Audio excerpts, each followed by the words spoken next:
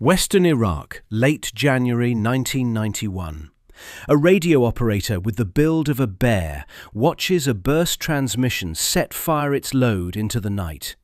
The message, encrypted, compressed, gone in a flash of data, carries the position of an Iraqi convoy from an 8-man SAS patrol lying up in a frozen wadi hundreds of miles behind enemy lines.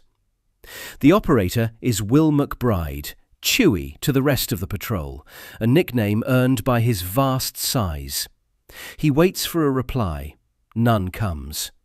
He composes another message, sends it, waits again. Nothing. The patrol's second-in-command, Powell, will later describe the feeling precisely. They were sending blind, he said.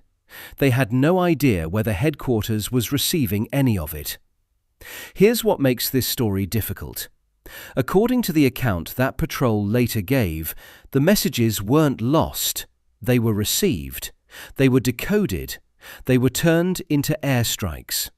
And back in that frozen desert, 8 men who believed their mission was failing had no way of knowing any of it.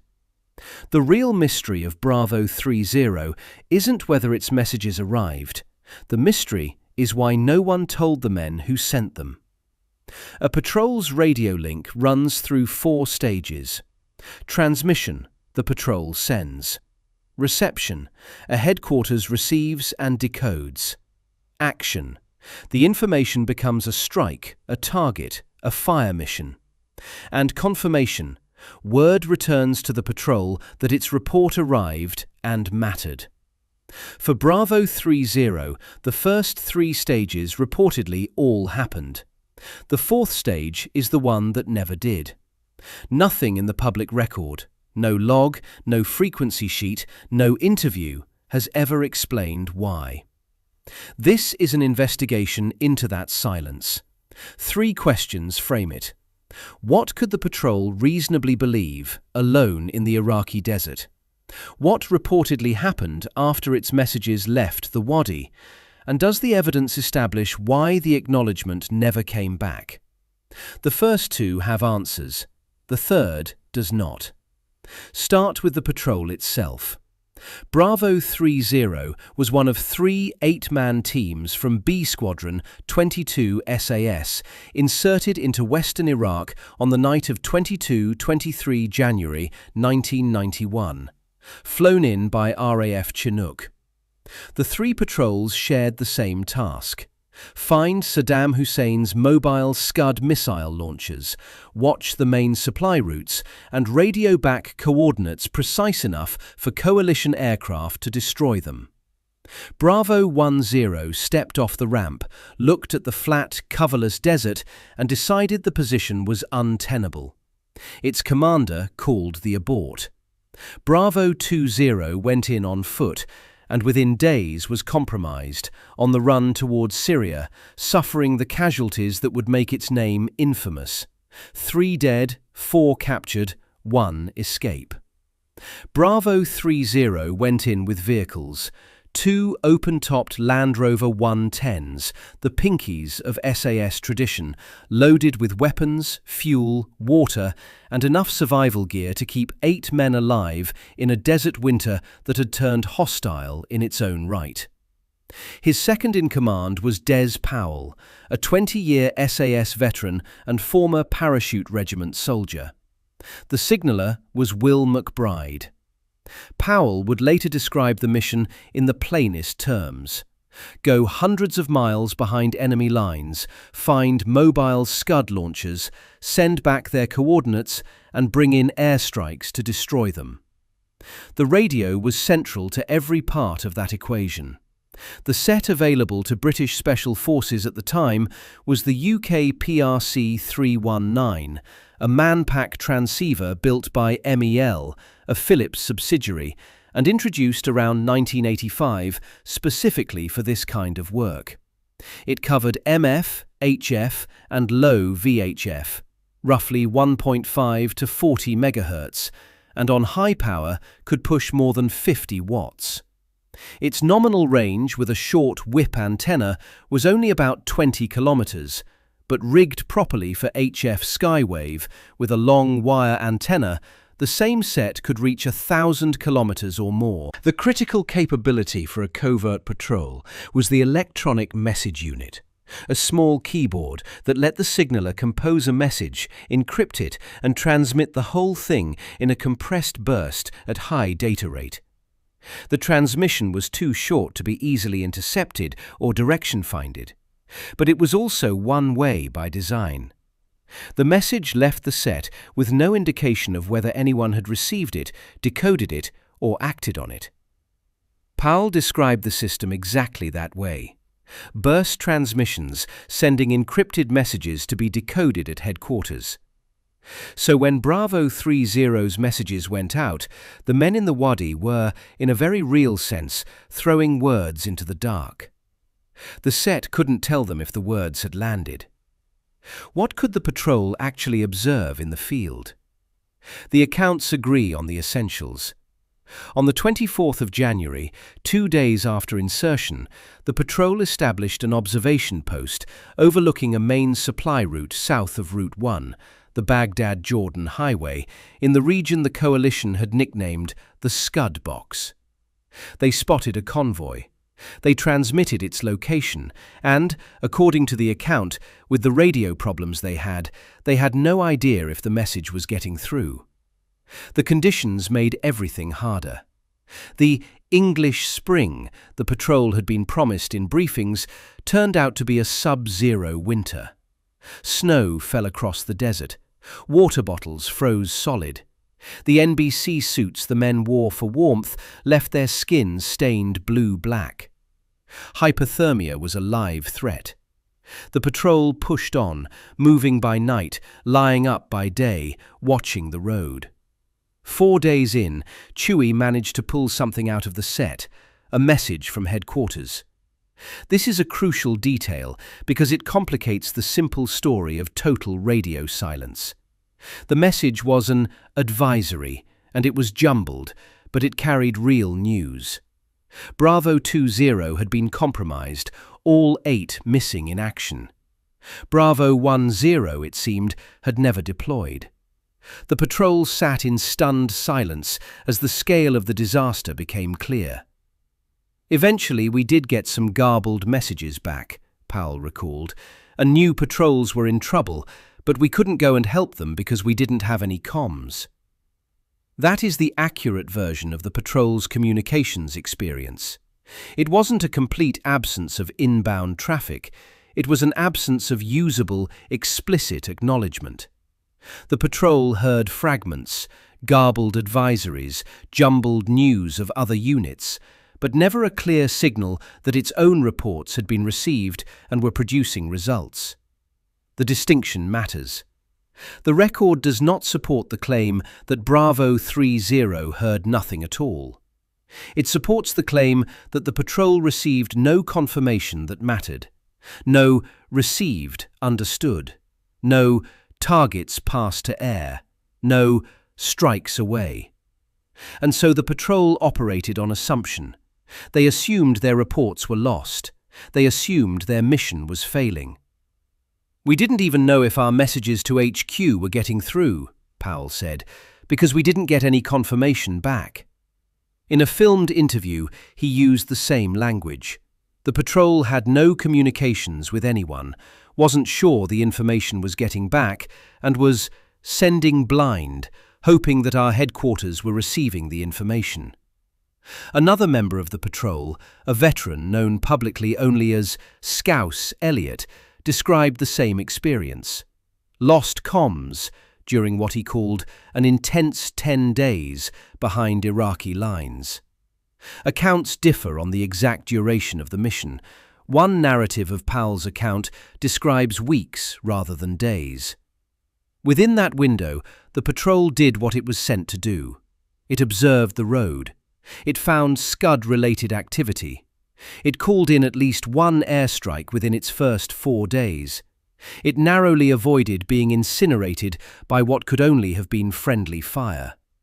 The patrol had yet to fire a shot in anger at the enemy, but it was generating air power from coordinates sent into that void. Then came the discovery that would reframe everything. On 28th of October 2021, Quercus published SAS Bravo 30, The Gripping True Story, written by Powell with the military author Damian Lewis. It was the first full account of the patrol, which had been overshadowed for 3 decades by the catastrophe of Bravo 20. In February 2022, in an interview with Tactica magazine, Powell described what the patrol learned when it finally got back to base. "We were surprised to find out that all our radio messages were being received," he said. "They found the Scud sites and managed to bring in the airstrikes. Our messages have been received and understood. We actually thought that our mission had possibly failed." The reversal is total. The men who spent days sending blind had in fact been broadcasting into a functioning system. Headquarters was decoding their bursts. The coordinates were being passed to coalition air assets. Targets were being hit. The Daily Express, serializing the book in the autumn of 2021, put it in concrete terms. The coordinates the patrol radioed back had led to a handful of successful air attacks on Scud missile launch sites. The mission had worked. The men simply didn't know it. The dramatic irony is almost unbearable. Within 4 days of insertion, the patrol had already called in an airstrike, meaning at least one of its transmissions had travelled the whole chain, from wadi to headquarters to cockpit. And the men in the wadi still had no idea their radio was functioning. Aircraft were overhead. Ordnance was falling on targets they had identified, and 8 men sat in the snow, believing they were shouting into the void. The gap between operational reality and perceived reality could hardly be wider. Now, the calibration. Everything above rests on a specific evidentiary foundation, and its strength needs to be stated plainly. The detailed account of reception and actioned strikes comes from Powell, his memoir, written with Damian Lewis, and his subsequent interviews. It's a first-person account by a man in a position to know, and it's consistent across multiple tellings.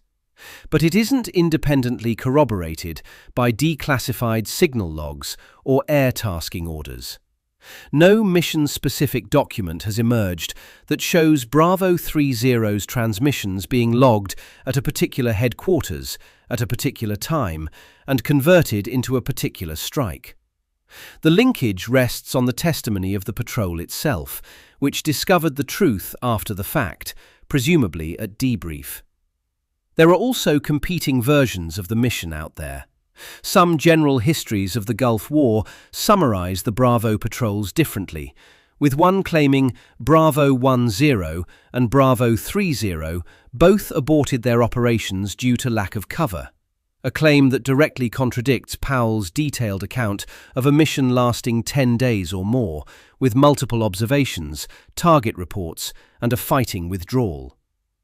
The promotional claim attached to the book that only Bravo 30 provided the intelligence necessary to eliminate the Scuds is a marketing line, and broader histories credit a mixture of coalition air power, satellite intelligence, and other special forces with the Scud hunting campaign. So the reversal is reported, not proven. It's the account of the men who lived it, supported by their own consistency and contradicted by no direct evidence, but backed by no paper trail. And still, the 4th stage gap yawns open. Why would a headquarters that was receiving, decoding, and acting on a patrol's transmissions fail to tell the patrol that it was doing so? The evidence allows us to test several possibilities, and it's important to be honest about the difference between a possibility and a cause.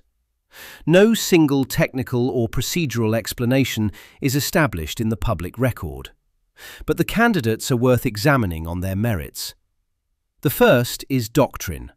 Under the Allied Communications Instructions, the Radio Telephone Procedure Manual, ACP 125, that governed British and Allied communications, an acknowledgement wasn't automatic. The originator of a message had the prerogative to request one by including the pro-word "acknowledge" in the text.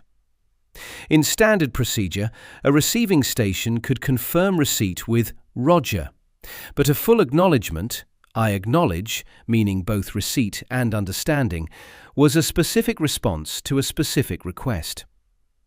If Bravo 30's sitreps and target coordinates didn't carry the "acknowledge" pro-word, headquarters was under no doctrinal obligation to reply. Silence from the rear was, in this sense, procedurally normal.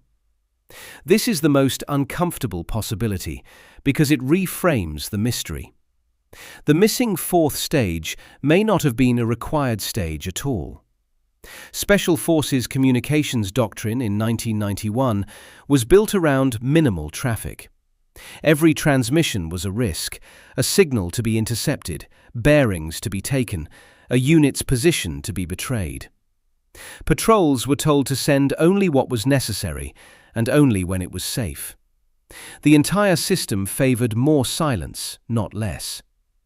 A headquarters that responded to every report with a confirmation burst would have been doubling the radio signature of every patrol in the Western Desert. The absence of confirmation may have been the procedure working as designed. And yet, the human consequence stands regardless of doctrine. A patrol that believed it was failing wasn't a procedural abstraction.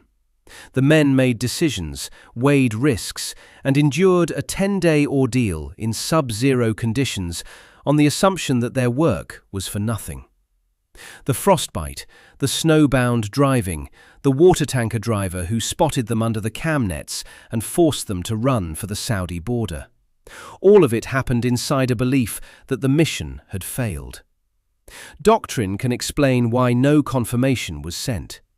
It does not explain why no one thought to send one anyway, or why a headquarters apparently comfortable with receiving a patrol's targeting information was equally comfortable leaving that patrol in the dark. The second candidate is equipment. The PRC-319 was a capable set, but its capability depended on configuration and conditions. Its HF performance required the right antenna, the right frequency, and the cooperation of the ionosphere. High-frequency radio isn't a wire. It's a reflected signal bouncing off charged layers of the upper atmosphere, and those layers change with time of day, season, and solar activity. Skip zones open up. Bands where a signal isn't heard at intermediate distances, even though it's audible much further away. Antenna differences, local noise, and transmitter power between two stations can produce a practical one-way path. Station A's transmissions are consistently readable at Station B, while B's return signals arrive degraded or not at all, even though the geometric path is nominally reciprocal. One-way HF reception failures are physically real. The Western Desert in a winter storm, with a patrol operating on the move and a headquarters hundreds of miles away, is exactly the environment where such effects can bite. The set itself was also a creature of its design. The burst transmission capability of the electronic message unit was built for stealth. Compose, encrypt, transmit in a compressed packet, and the enemy has almost nothing to intercept. But the cost of that stealth was borne by the operator at the far end. The burst went out.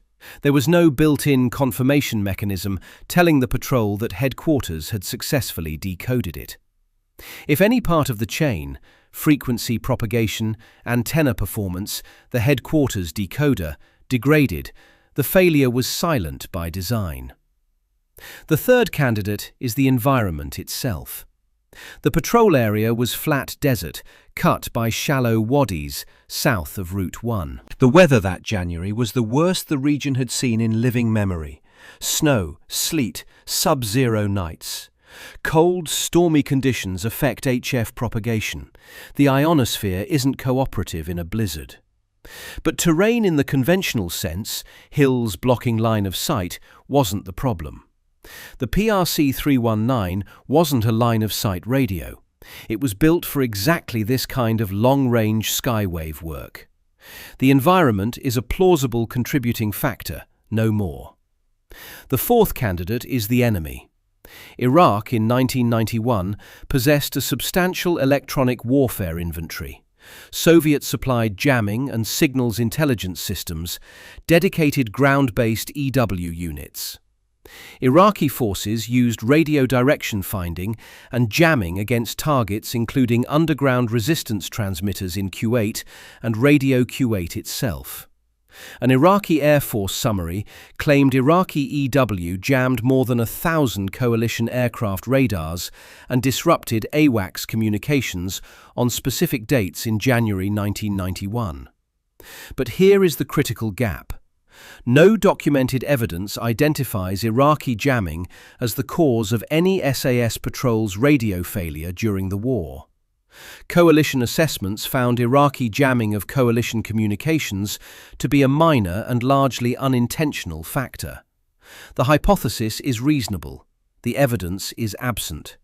It belongs in the same category as the others, a possibility, not a diagnosis. The fifth candidate is frequency planning, and this is where the story of the sister patrol intrudes and must be handled with care. Members of Bravo 20, Andy McNabb and Mike Coburn, later alleged that their patrol had been issued incorrect radio frequencies, contributing to their communications failure. Coburn wrote in Soldier 5 that a 264 signals officer later told the men they had been given the wrong frequencies. Some secondary accounts specify that the frequencies supplied were suited to the Kuwait border area rather than far northern Iraq. This allegation is contested, not settled. A 2002 BBC investigation found that Bravo 20's transmissions were logged in the SAS daily record, meaning the patrol's frequencies were in fact carrying its outbound messages to headquarters. If the transmissions were received and logged, the frequencies can't have been entirely wrong. The patrol's emergency TAC-B transmissions were also heard by a US jet pilot who was unable to raise the patrol in reply. The failure may have been receive side, not transmit side, a malfunctioning emergency radio, or a frequency plan that worked in one direction and not the other. Former SAS Regimental Sergeant Major Peter Ratcliffe laid the blame differently again, arguing that ensuring the radios worked was the patrol commander's responsibility, and that the failure lay in equipment preparation rather than frequency assignment. Whatever the truth of Bravo 20, the allegation can't be carried over to Bravo 30. Powell's own accounts don't make a wrong frequency claim central to his patrol's story. One online forum discussion summarizing his book reports that a signals officer allegedly told Bravo patrol personnel at a post-mission debrief that the frequencies supplied to the Bravo missions were wrong or suboptimal. But that is a secondary, unverified paraphrase, and no official statement supports it. The wrong frequency allegation remains exactly what it is, an allegation, contested by evidence, unproven in public, and distinct from the question of whether acknowledgement should have flowed back to Bravo 30. It isn't evidence of command failure, and it isn't the explanation for the missing fourth stage. So where does that leave the investigation? Nowhere conclusive, and the honesty of that answer is part of the story. What is established? Bravo 30 transmitted. What is reported? The transmissions were received and acted upon. What is unresolved? Why no confirmation returned? The distinction between reception and knowledge is the heart of the matter. Successful reception does not prove that every transmission arrived, and messages received does not mean the patrol knew they had been received. The men in the wadi had every reason to believe their reports were lost. Their radio gave them no feedback. Their headquarters gave them no acknowledgement.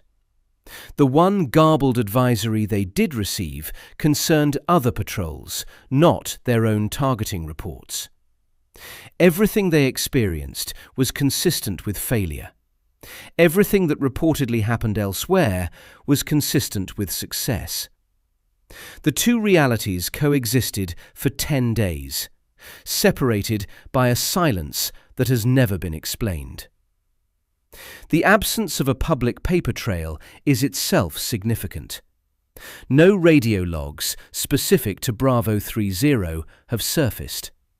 No frequency sheets, no equipment fault reports, no retention documents, no official technical diagnosis. The SAS daily record, the document that proved Bravo 20's transmissions were received, is cited in the literature for that patrol. Nothing equivalent has been produced for Bravo 30. The reversal rests on the testimony of the men who lived it. That testimony is coherent, consistent across multiple formats: book, interviews, video, and contradicted by no direct evidence. But it hasn't been verified by the one thing that would settle it: the actual record of what a headquarters did with those messages. The demand for that kind of detail isn't hypothetical. Where this story is discussed, the questions are specific and operational. In one audit of the comments on a discussion of the patrol, 50 comments were reviewed. 12 of them, requests for additional law, corrections, or technical specifics, drew 315 engagements. The comment that asked directly what caused the communications failure received 0 likes and 0 replies. The silence echoed the one it was asking about. Even the comment totals disagree with each other: 195 against 304, depending on which count you take. The numbers are loose, but the pattern is consistent with the larger one. People want the fourth stage explained, and nobody has been able to do it. It's worth being precise about what a genuine explanation would look like. It would be a named account, someone who was in the headquarters at the time, describing what was received and what wasn't. It would be a radio record, a log of Bravo 30's transmissions and any attempted acknowledgements. It would be a documented frequency detail or an equipment fault report specific to the patrol.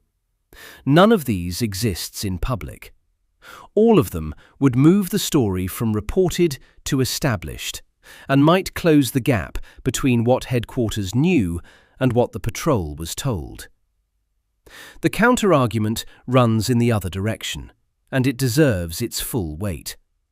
If acknowledgements were optional under doctrine and minimal transmissions were the priority, then the missing fourth stage may not be a failure at all. It may be the system working as intended. A headquarters that received targeting information, acted on it, and declined to add radio traffic to a covert patrol's signature. Under that reading, the mystery of Bravo 30 isn't a mystery of malfunction. It's a mystery of practice, a procedure that produced an extraordinary human cost in silence, without any individual having done anything wrong. The patrol's belief that it was failing was a direct and reasonable consequence of the system it operated within. The system didn't require confirmation. The patrol never received it. And nobody in the chain apparently thought to break procedure and tell 8 men that their work was working. The known outcome is that transmissions were reportedly received and acted upon. The unresolved problem is why the patrol apparently received no confirmation. Those are two different claims, and conflating them is the error this story is built to avoid. Reception and acknowledgement are separate links in the chain. For Bravo 30, the first 3 links reportedly held. The fourth, the one that would have told 8 frozen men that their words were landing, their coordinates were falling from the sky onto Scud launchers, their mission was succeeding, is the link that never came back. Transmission, reception, action, Confirmation. 4 stages. The first 3 reportedly worked. The 4th, for reasons no public document has ever established, didn't happen. The men of Bravo 30 came home believing they had failed. They had spent 10 days in a frozen desert, calling in airstrikes they never knew they were calling in, and the only confirmation they ever received was the discovery, back at base, that it had all been real. 8 went in, 8 came home. They were the furthest coalition forces behind Iraqi lines, and they did the job they were sent to do. The only thing that never arrived was the message telling them so. If you have a named account, a radio record, or a documented frequency detail that could explain that missing link, that is the evidence this story lacks, and the only thing that could close the gap between what Bravo 30 believed and what reportedly happened to the words it sent into the dark. Subscribe for more stories like this.